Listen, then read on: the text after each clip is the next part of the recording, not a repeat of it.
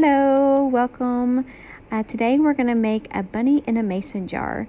So first you just want to prep your surface, and this is just chalk paint that I'll use, and get it all over the surface where the areas that you want.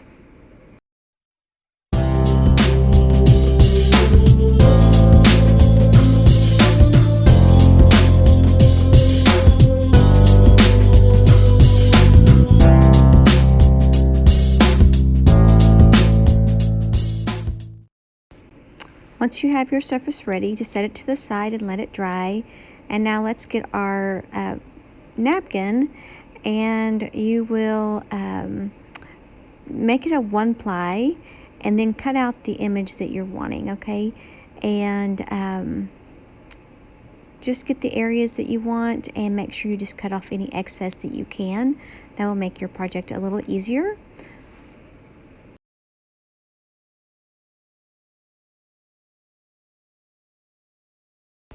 Okay, once you have your surfaces dry and your napkin cut out, you just want to apply some Mod Podge.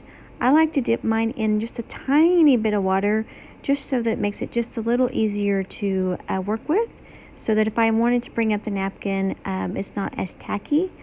And then you're going to put it on the back side, or on the surface, put your napkin down, remove excess of your napkin that you don't want, and then you'll apply the Mod Podge on top of the napkin as well.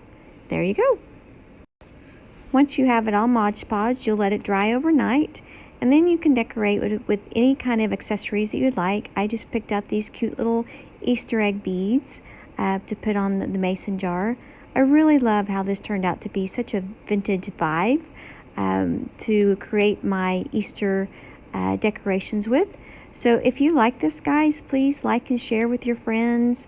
Invite them to my page. I welcome everyone to join me and for more decoration inspiration.